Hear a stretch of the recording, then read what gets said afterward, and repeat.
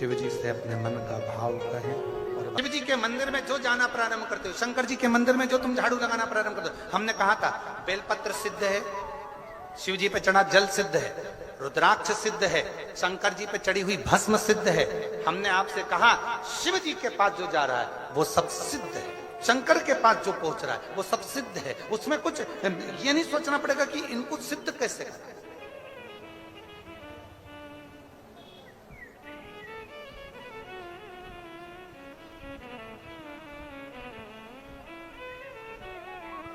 शिव जी को जल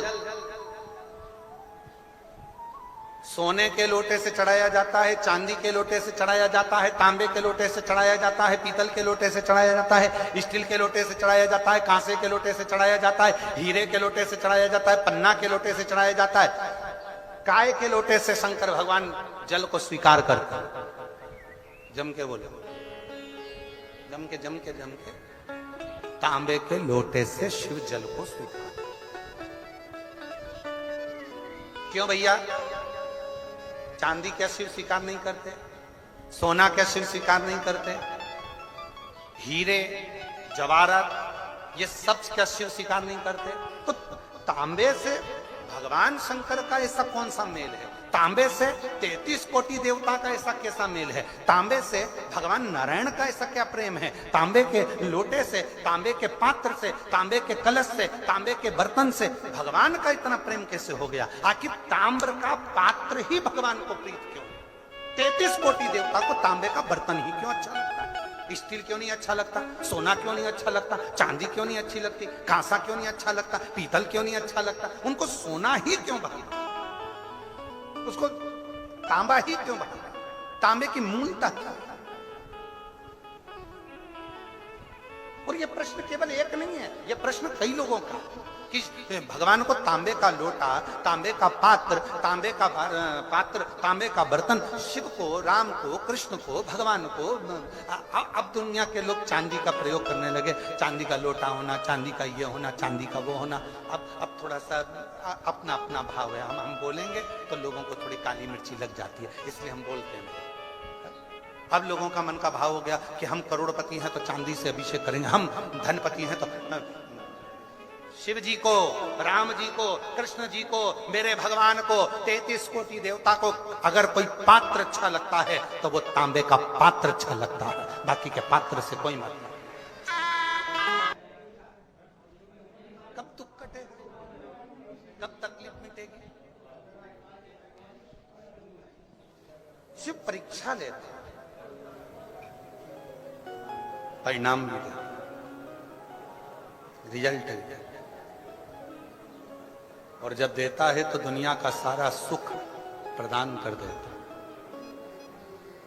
त्रिकारी के दरवाजे पर आवाज लगाई सुबह सुबह एक साधु ने, मुझे पार कर दो, उस पार जाना।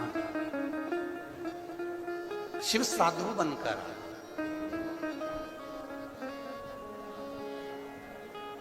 मुझे उस पार कर दो। त्रिकारी केवट ने कहा, बाबा जी थोड़ी देर तुम बैठो पेड़ की छांव में, मेरा नियम है, सबसे पहली नाव अगर लेकर जाता हूं तो जितना भी घाट पर निर्माल्य होता है उस निर्माल्य को मैं अपनी नाव में रखता हूं, बीच धार में पानी की छोड़ देता हूं जिससे निर्माल्य का विसर्जन हो जाए। मैंने उसको रखा। बाबा जी आप थोड़ी देर बैठो। शिव तो साधु के रूप में आए थे, उन्होंने कहा त्रिकारी केवट होना तुम, मैं तुमको दक्षिणा देने को तैयार हूं, तुम्हारी भेंट देने को तैयार हूं, तुम मुझे पहले छोड़ो। नहीं, मैं पहले नहीं छोड़ूंगा, सबसे पहला मेरा नियम है निर्माल्य को मैं विसर्जन करूंगा, उसके बाद ही छोड़ूंगा। अब तो साधु ने कहा कि मैं तुझे तेरी उत्तराई दुगनी दूंगा। साधु जैसे ही बोले तो केवट त्रिकारी ने कहा नहीं, मैंने को नहीं चाहिए, मैं तेरी उत्तराई 4 गुना दूंगा, मुझे उत्तराई नहीं चाहिए। मैं तेरी उत्तराई 50 गुना दूंगा, नहीं। साधु ने अपनी झोली में से एक पोटली निकाली भरी हुई असरफियों की, असरफी की पोटली रख दी केवट के सामने। त्रिकारी केवट ये ले असरफियों की पोटली और सबसे पहले मुझे उस पार छोड़ दे, बहुत जरूरी काम है, फिर तू तेरा काम करना। इतने में केवट हाथ जोड़कर बोला, बाबा जी आपकी ये पोटली आपके पास रखो, जितनी देर आप बात कर रहे हो उतनी देर में तो मैं निर्माल्य विसर्जन कर कर आ जाऊंगा। और त्रिकरारी दौड़ पड़ा, घाट का सारा निर्माल्य उठाकर नाव में रखा, बीच मझधार में पानी में वो छोड़ दिया। और जैसे ही निर्माल्य का विसर्जन हुआ, त्रिकरारी केवट वापिस आया और आकर जो देखता है तो वो साधु तो नहीं था, मेरा देव अधिदेव महादेव खड़ा था, मेरा शिव। कोई दूसरा नहीं था, वो मेरा शिव था, वो मेरा शंकर था। एक पत्र है, उस पत्र में एक भाई ने लिखा, स्वाति विजेंद्र पाठक, रायपुर छत्तीसगढ़ से, कहीं बैठी हो रायपुर छत्तीसगढ़ से, स्वाति विजेंद्र पाठक रायपुर छत्तीसगढ़ से आई है, कहीं बैठी हैं आप ही हैं, आ जाओ। एक बेलपत्र लेकर, एक लोटे जल का मैं क्या वर्णन करूं, मैं रायपुर छत्तीसगढ़ की रहने वाली हूं। सन 2024 से मेरे पति विजेंद्र पाठक, इनका पेट 2024 में मेरे पति विजेंद्र पाठक, इनके पेट में दर्द रहता था। मेरे परिवार के लोगों ने उन्हें अस्पताल में दिखाया तो आराम मिला, और कुछ दिन के बाद बहुत ज्यादा पेट में दर्द रहा तो हमने रायपुर के नारायण अस्पताल में भर्ती किया। वहां जांच की तो डॉक्टर ने कहा कि इनकी किडनी और पेनक्रियाज पूरे तरीके से खराब हो चुके हैं, इनका इलाज, इनकी हालत खतरे में। फिर डॉक्टर ने कहा कि इनको वेंटिलेटर में रखना पड़ेगा। तब से 2 महीने तक वेंटिलेटर अच्छा होना दिख नहीं रहा था। अस्पताल के बाहर रोज रोती मिली और उसने बताया कि नया रायपुर में कथा सुन ले, तुझे जरूर उसका लाभ मिलेगा। गुरुदेव, पति वेंटिलेटर पर पड़ा, मन कथा में कैसे लगे? पति भी हॉस्पिटल में रायपुर के, कथा भी रायपुर में छत्तीसगढ़ में चल रही, नया रायपुर में। वो माता ने कहा कि वो प्रदीप मिश्रा है, कथा कर रहा है, तू चली जा। मेरा पति वेंटिलेटर पे पड़ा है, मन कैसे लगेगा? कुछ मत कर, तू जा तो वहां की थोड़ी सी मिट्टी ही लेके आ जाना और वहां बैठकर उस मिट्टी को तेरे शरीर पर लगाना, विनती करना। गुरुदेव, मैं नया रायपुर ऑटो कर कथा में पहुंच गई। पति वेंटिलेटर पर था और वहां जाकर मैंने कथा सुनी। वहां से थोड़ी सी मिट्टी उठाकर लेकर आई। डॉक्टर ने मना कर दिया, कुछ भी चीज अंदर नहीं जा सकती। मैं अपने कपड़े पर मिट्टी लगा ली और लगाकर अंदर वेंटिलेटर के पास चली गई और अपने पति के शरीर को मैंने उस मिट्टी को उसके शरीर से लगा दिया। गुरुदेव, 2 महीने से जो पति वेंटिलेटर पर था, बाबा की कृपा से 5 घंटे के अंदर वो वेंटिलेटर पे काम करना प्रारंभ करा और वेंटिलेटर से हट गया। वापिस किडनी की जांच हुई, पेनक्रियाज की फिर जांच हुई और बाबा ने ऐसी कृपा कर दी कि डॉक्टर ने कह दिया कि किडनी और पेनक्रियाज पूरी तरीके से ठीक हो गए हैं और बाबा की कृपा से आज मेरा पति ठीक हो गया। मैं बाबा को यहाँ प्रणाम करने के लिए आया। गुरुजी, एक निवेदन है, आपके पंडाल की मिट्टी में क्या है? बहन, हमको भी नहीं मालूम, पर इतना जरूर मालूम है कि जब श्री शिवाय नमस्तुभ्यम का इतने मेरे भक्त, मेरे शिव के उपासक जब जप करते हैं तो ये मिट्टी भी सिद्ध हो जाती है और उसका फल प्राप्त करती है। उस शिव के प्रति भरोसा। हमने अभी कथा के शुरू में कहा, शिव परीक्षा बहुत लेता है। यवतमाल आरणी वालों की ना जाने क्यों ले रहा, इतनी परीक्षा। और गजब आप लोगों की भक्ति।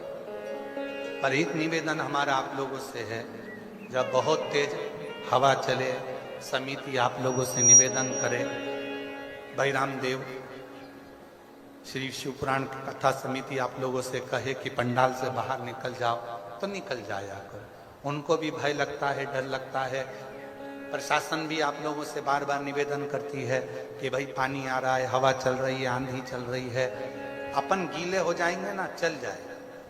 शरीर का कुछ बिगड़ना तो हो नहीं गीले होने में, भले सामान रखे रहने दो, पर अपन पंडालों से बाहर हो जाए। और हम तो यहाँ तक कहेंगे, अगर आप लोगों के घर आसपास में हो, रोज आंधी तूफान पानी आ रहा है, अगर आप लोगों के घर आसपास में हो तो आप रोज जाना आना कर लो और बड़े प्रेम से जाओ।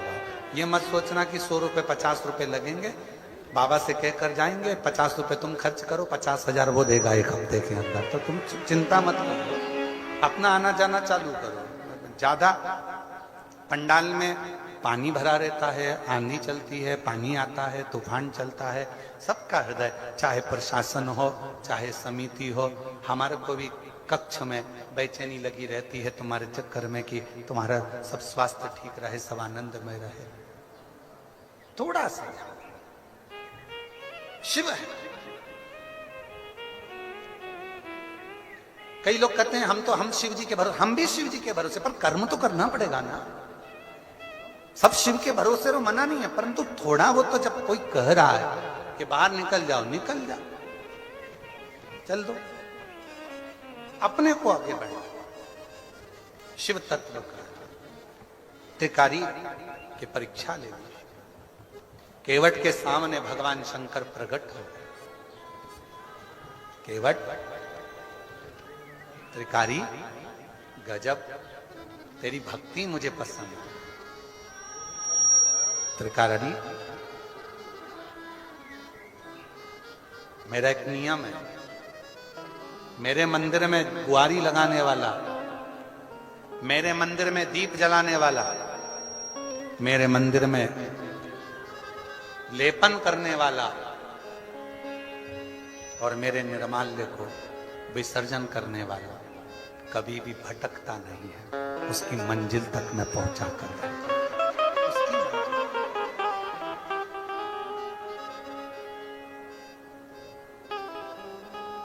मेरी जीजियों,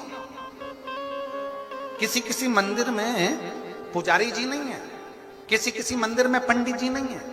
शंकर जी का मंदिर है गांव में, उसमें पुजारी जी नहीं है, पंडित जी नहीं है, उसमें कोई सेवादार नहीं है, और माताएं उसमें पशुपति व्रत कर रही हैं। जरा समझना है, और जिसको समझ में आ जाए तो वो दूसरे को भी समझाना। माताएं पशुपति व्रत कर रही हैं। गांव की 15 माताओं ने, 25 माताओं ने, 10 माताओं ने, 8 माताओं ने पशुपति व्रत करा। अब 8 माता जब पशुपति व्रत करेगी, मंदिर में जाएगी, प्रसाद के 2 हिस्से रखकर आएगी। ठीक है, समझ में आ रही है ना सभी को? प्रसाद के वो 2 हिस्से रखकर आएगी। अब 8 माता जब प्रसाद के 2 हिस्से रखे, तो वो 2 हिस्से रखने पर तो 16 हिस्से तुम इकट्ठे हो गए। अब तुम्हारा क्या काम है? कई माताएं डरती है, प्रसाद को मैं उठाऊं कि नहीं उठाऊं, प्रसाद का मैं क्या करूं जो वो रख के गई है। तो आपका काम क्या है? आप अगर पशुपति व्रत नहीं कर रही हो, आपका यदि पशुपति व्रत नहीं है, तो एक बर्तन लेकर जाओ, उसमें प्रसाद को इकट्ठा करो और छोटे छोटे बच्चों को बड़े प्रेम से उस प्रसाद को आरती के बाद शाम को वितरण करो। बच्चों को नहीं दे सकते तो गौ माता को, गौ माता को नहीं दे सकते कोई जीव को, पर उस प्रसाद को एकत्रित करना और उस प्रसाद को ले जाकर किसी को दे देना, मुख में आ जाना। और ये नहीं है कि गुरुजी वो दूसरे के पशुपति व्रत का प्रसाद मैं खा सकती हूँ कि नहीं खा सकती। तुम्हारा व्रत थोड़ी ना है, तुम्हारा उसने तो शिव जी को दिया है ना, उस भाग को तुम वितरण कर सकते हो बाबा से कहकर, बाबा ये भक्तों के लिए प्रसाद छोड़ कर गए हैं, आपके भक्तों के लिए है, देना।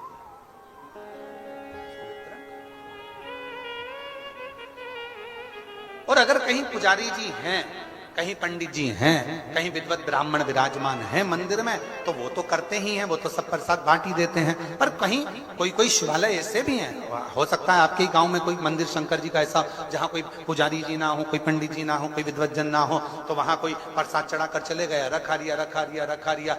आपका फर्ज है, आप आए हो दर्शन करने के लिए, किसी को बांट, आपका यदि पशुपति व्रत नहीं है तो।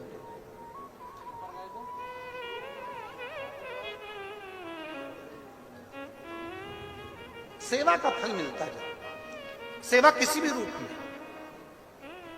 हमें याद आ रही है एक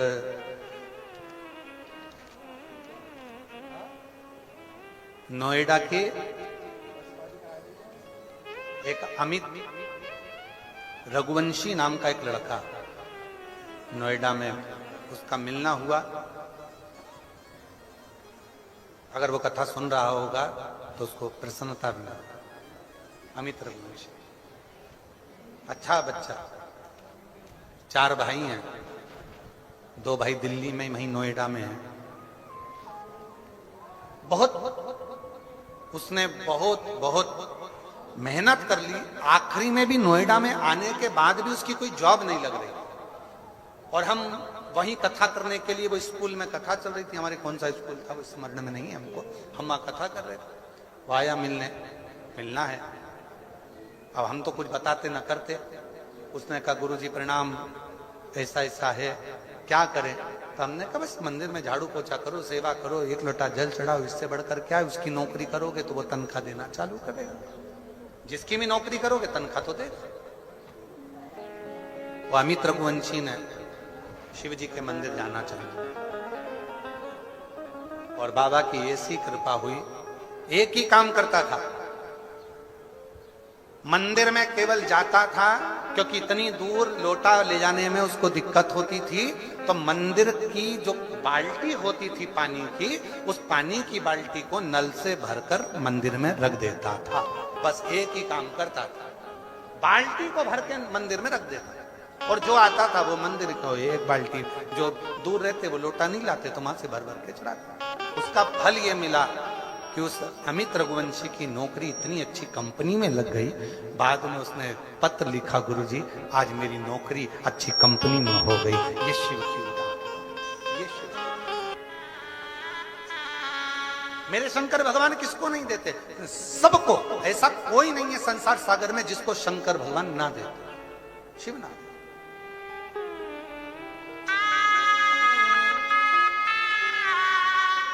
महाराज बस उसकी साधना, उसकी उपासना, उसकी भक्ति, उसका विश्वास, उसकी दृढ़ता हमें सुख दे, हमें सुख दे। आप भरोसे तो रहो।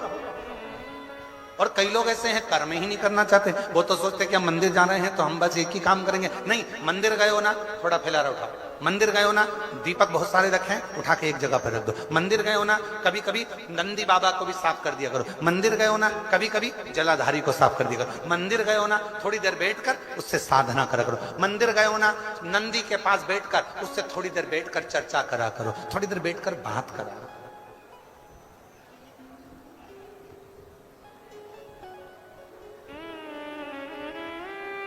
कुछ नहीं सूझेगा, कुछ।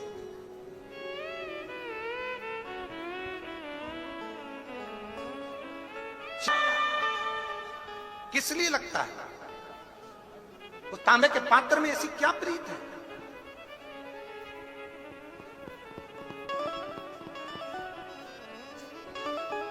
उसमें ऐसी क्या प्रीति आ गई? तो उसका भी वर्णन हमारे यहां शिव महापुराण में। और अगर शिव पुराण में नहीं पढ़ सकते तो वराह पुराण, और वराह पुराण गीता प्रेस गोरखपुर की लेकर आना, और वराह पुराण में उसका अध्ययन करिएगा, वराह पुराण में उसको पढ़िएगा। पृष्ठ संख्या 227, अध्याय 129, वराह पुराण आप उसमें पढ़िए। एक चरित्र मिलेगा बड़ा सुंदर। शिव का एक भक्त है, पर हे असुर, राक्षस असुर है, असुर प्रवृत्ति है उसकी, और नाम है उसका गुड़ाकेश। उसका नाम है गुड़ाकेश। और वो गुड़ाकेश, वराह पुराण कहती है वो गुड़ाकेश असुर है। बहुत उपद्रव मचाता है, बहुत उत्पात मचाता है, बहुत।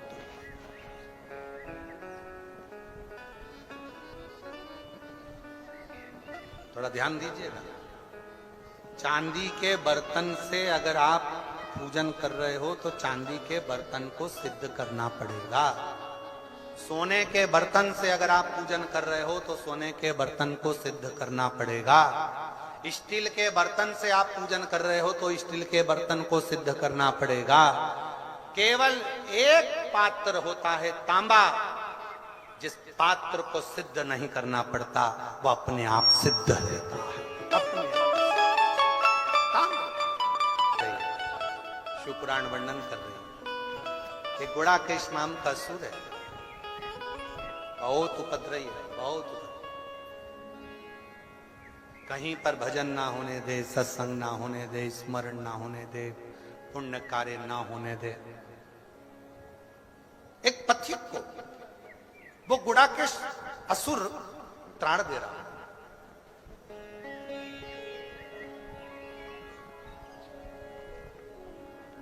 बहुत ताड़ दे रहा।